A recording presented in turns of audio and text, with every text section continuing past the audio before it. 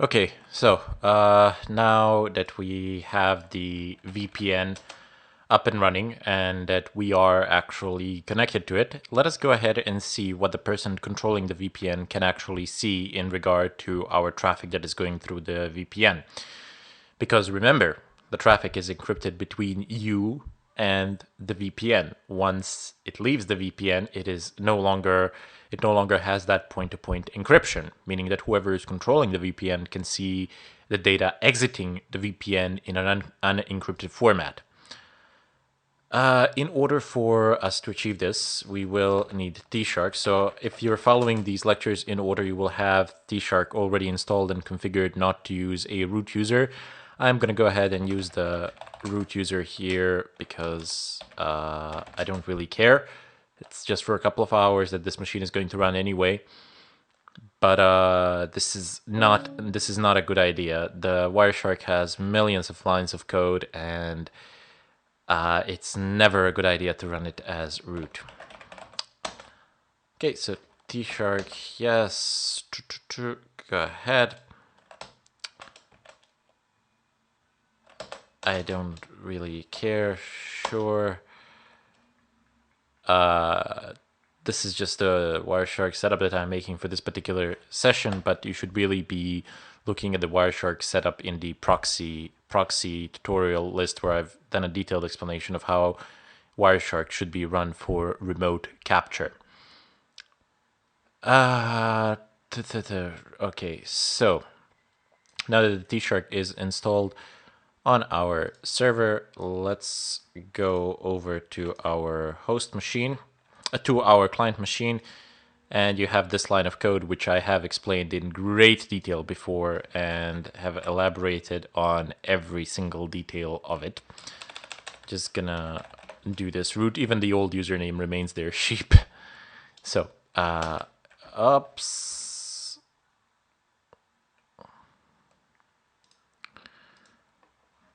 Oops, this is bad. Give me a sec. Bad things have happened. Why? Because this is I have some leftovers from my previous sessions, and I am getting a little bit messed up with them. Okay, let's just go ahead and close this. Clear the screen, and this is not even the proper IP address, so let me just go ahead and promptly change that. So 46101.97.26, and let's go ahead and do it now. Okay, so it says running as root group root. This could be dangerous. Yes, I am well aware of it, but this is our traffic from the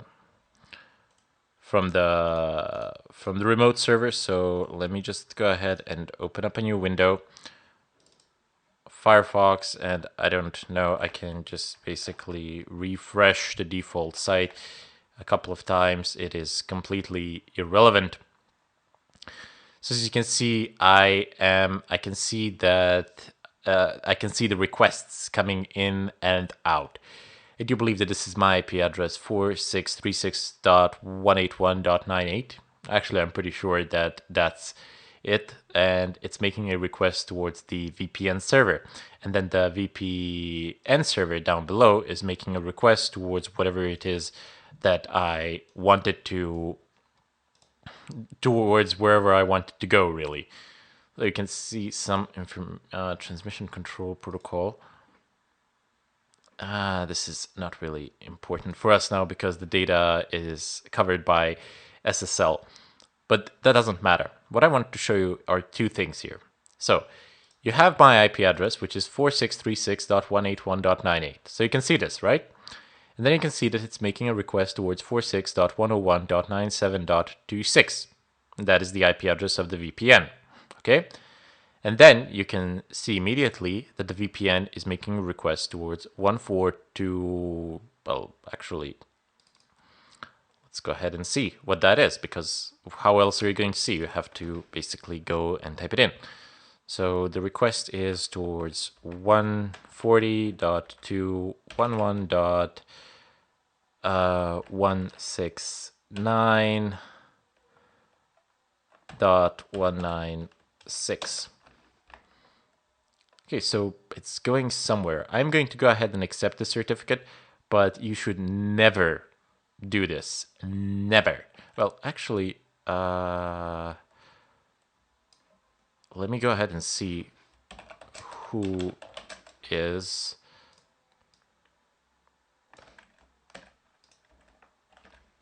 Let's just go ahead and do a checkup on this one. Dun dun dun dun dun dun dun dun. 169.16. This could be it. I have no idea. I'm guessing it's this one and this subnet. I guess I could run a manual check, but it doesn't matter. So who is this? Organization name, Network for Education and Research in Oregon. Okay, so advanced, add exception. I'm just going to go ahead and add an exception for this one session. And there you go. So I am on the Fedora website. So this is one of them. This is apps.fedoraproject.org. There are a lot of them. This is just one of them. So I can immediately know where whoever it is that's connected to my network went. So I know the source. I know who you are, from where you are coming from. I know your IP address, and I know the destination. I know where it is that you are going. Another very, very dangerous thing is that somebody has your current dynamic IP address, which is here. And I keep stating, and I've stated before, that this is not that important, but it is. It is important because during the session, he has your current IP address, meaning that if your router doesn't have remote management disabled, I don't know if mine has it actually. Where is it? So 46. Yep, so let's go ahead and type in 46.36.181.98. So mine probably does have the remote management disabled, but let's for a moment assume that it doesn't. So I'm just going to go ahead and type in 192.168.1.1. This would actually lead you to this page. I'm actually logged into my router, well, one of them anyway, one of my routers, and this would actually lead you to the home router page. Now, you would probably be prompted with a login, but most of the logins for the home routers have very simple passwords or have default passwords. More importantly than that, the remote login, the remote management feature can be bypassed, as demonstrated in one of the DEF CON lectures. So the person effectively has your current dynamic IP address and has a very good idea, knows exactly what websites are you visiting, where are you going, and they can just open the same sites. And if you're visiting something on different ports or using different protocols, they can also go there and have a look and see exactly what is going on. The good thing about this is that if you're visiting SSL sites, they will not be able to see the application data because the encryption keys have nothing to do with the VPN in terms of HTTPS. HTTPS is, again, between you and the website that you are visiting. So they still won't be able to see the data here, but they can serve you arbitrary content. They can give you they can serve you certificates, and they can change the DNS settings so your URL resolutions will go to completely wrong IP addresses, where a whole sea of possibility opens with JavaScripts and cross-site scripting, etc. But cross-site scripting, exploitation, reverse shells, and such things, those things we will do in other chapters down the line. This chapter deals with anonymity online, and that's what I want to show you. I wanted to show you just how anonymous are you when you're using VPN, what can the person on the other side see when you are using their VPN, and how you can set up a VPN of your own. Anyway, gonna bid you farewell here, and with this, I'm gonna go ahead and conclude the VPN subchapter.